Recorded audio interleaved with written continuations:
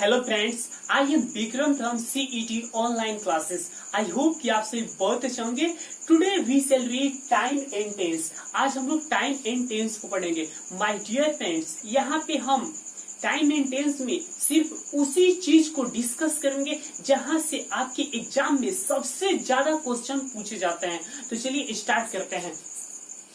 पहला है हमारा सिंपल प्रेजेंट टेंस यानी प्रेजेंट इंडेफिनिट टेंस। इस टेंस में कहां से सबसे ज्यादा क्वेश्चन पूछा जाता है उस चीज को पहले देखिए first, if unless before when as soon as till until after ETC से स्टार्ट होने वाले जो सबऑर्डिनेट क्लॉज होता है ना, उसमें V1 या V5 के यूज होता है। यदि मेन क्लॉज में शैल विल कैन मे का यूज हो। आपको एग्जाम्पल से समझ में आएगा। जैसे हम लिखे कि if Soni calls Shyam will come. अब देखिएगा माय डियर फ्रेंड्स, यहाँ पे विल है और जब यहाँ पे विल होगा तो इस पार्ट में, इफ वाले पार्ट में 100% की गारंटी है कि यहाँ पे V1 या V5 का यूज होगा। तो अब सोनी के अकॉर्डिंग क्या लेगा? कॉल्स लेगा। कौन सा पार्ट गलत है? हाँ बिल्कुल सही। देखिए अब यहाँ पे when you will invite me, अब बी वाला जो पार्ट है विल इनवाइट, और यहाँ पे देखिए यहाँ पे शैल या विल दिया है, तो जब यहाँ पे शैल देगा तो यहाँ पे वेन वाला जो पार्ट है यानी सबऑर्डिनेट क्लॉज है, वहां पे विल इनवाइट यानी शैल विल का यूज नहीं होगा। यहाँ पे मात्र V1 या V5 का यूज होगा। तो हमारा सही बना वेन यू इनवाइट मी आई शैल कम, यानी बी पार्ट हमारा क्या था? तो गलत है। तो आपके एग्जाम में ऐसे ही देगा, या तो यहाँ पे गलत करेगा नहीं तो यहाँ पे गलत करेगा। यहाँ पे शैल विल लगा कर दे देगा।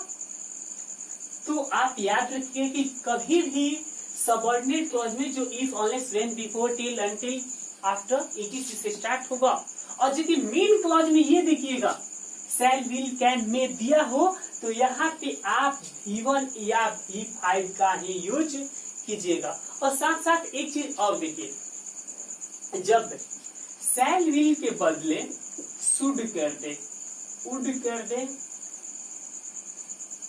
कुड कर दे, माइट कर दे, तब अब पढ़ा रहा है तो ये भी बता दे आपको, ये वर्ड दिया हो तो अब आपका इसका पेयर बनता है यहाँ पे V2 का यूज होगा। याद रखिएगा, एक एग्जांपल से समझ में आएगा। अब देखिए यहाँ पे वुड लग गया, देखिए बोले हैं वुड, तो यहाँ पे क्या V2 का यूज होगा, यानी जब V2 होगा तो शुड वुड कुड माइट में देगा। आपका एरर कहां से करेगा? अब यहाँ पे देखिए जैसे V2 लगा दिया और यहाँ पे आपके एग्जाम में विल कर देगा तो गलत होगा। तो आप ध्यान में रखिएगा, जब V2 होगा तो शुड वुड कुड माइट होगा, या यहाँ पे शुड वुड कुड माइट करे इस पार्ट में तो यहाँ पे V2। और एक चीज और देखिए, एक ये समझ लीजिएगा, और थर्ड यहाँ पे एक चीज और देख लीजिए, जब हैड प्लस V3 करे, क्या हैड प्लस V3, तो इधर आपका करेगा ये should would could might plus have plus V3। यहाँ पे एक एग्जांपल से देखिएगा। अब माय डियर फ्रेंड्स देखिए, यहाँ पे वुड हैव प्लस V3 आ गया। हम बोले ना कि वुड इसमें से कोई एक होगा, उसके बाद हैव प्लस V3, तो जब वुड हैव प्लस V3 आ गया तो यहाँ पे क्या होगा? Had plus V3। और जब यहाँ पे हैड प्लस V3 देगा तो यहाँ पे वुड हैव प्लस V3, इसमें से कोई एक देगा हैव प्लस V3 देगा। तो आप याद रखिएगा कि जब V1 या V5 इधर यूज हो तो यहाँ पे शैल विल कैन में, और जब V2 का यूज करेगा तो शुड, वुड, कुड, माइट इसमें से कोई लगेगा। और जब यहाँ पे हैड प्लस V3 का यूज करेगा तो should, would, could, might, have plus V3 का यूज होगा। अब अगला देखिएगा कहाँ पे V1 या V5 का यूज होगा, हेयर या देयर से स्टार्ट होने वाले एक्सक्लामेटरी सेंटेंस में भी V1 या V5 का यूज होगा। आपको एग्जांपल से समझ में आएगा। Exclamatory sentence, here comes Radha, यहाँ आती है राधा। अच्छा, तो अब यहाँ पे कम्स के बदले किसी अन्य वर्ब का फॉर्म लिखेंगे तो गलत होगा। और जहां भी पर या एवरी मंथ, अब यहाँ पे पर मंथ के बदले पर वीक भी हो सकता है, पर सीजन भी हो सकता है, पर ईयर भी हो सकता है। In the same way every month के बदले एवरी ईयर भी हो सकता है। मेन ये याद रखिए, पर दे दे, एवरी दे दे, या ए भी हो सकता है। और साथ साथ ये भी देखिए, ट्वाइस या ट्राइस कुछ भी हो सकता है यहाँ पे, ए मंथ या ए वीक, ए ईयर। और साथ साथ ये भी याद रखिए, डेली, ऑलवेज, इन सब का यूज होने पे आप V1 या V5 का ही यूज कीजिएगा।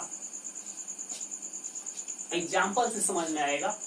जैसे हम he is earning 5000 rupees per month, इसमें कौन सा पार्ट गलत है?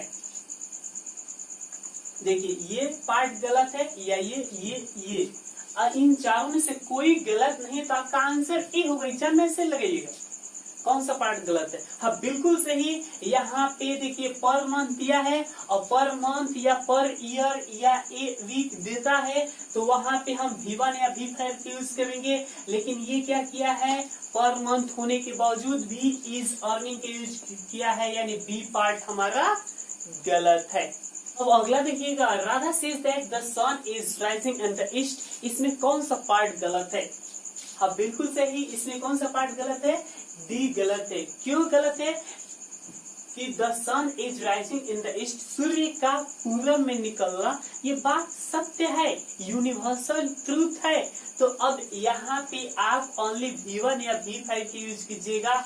Is rising in the east के बदले हम लिखते कि the sun rises in the east. यहाँ इज राइजिंग के बदले क्या होता है, राइजेज इन द ईस्ट, तो सही हो जाता। सही है गलत? I am loving my mother, हाँ बिल्कुल सही, ये भी गलत है। क्यों? कि किसी से लव करना वो परमानेंट एक्शन होता है, वो टेम्पररी एक्शन नहीं होता है। तो परमानेंट एक्शन के लिए भी V1 या V5 का ही यूज होता है। आप कि सुने होंगे लोग बोलते हैं या कोई किसी को बोलता है कि आई लव यू, क्यों नहीं बोलता है आई एम लविंग यू? कभी सोचे? आई लव यू बोलता है क्योंकि लव किसी से करना परमानेंट एक्शन है। यहाँ पे हम लिखे हैं I am loving my mother, मैं अपनी माँ से प्रेम कर रहा हूँ, अब भी कर रहा हूँ। क्या पहले नहीं करता था? आगे नहीं करूंगा? अवश्य ही करूंगा, पहले भी करता था। यानी माँ से प्रेम करना परमानेंट है, एक्शन है। तो यहाँ पे हम I am loving my mother के बदले लिखेंगे आई लव माई मदर। इसीलिए कोई आई एम लविंग यू न कहकर क्या कहता है, आई लव यू।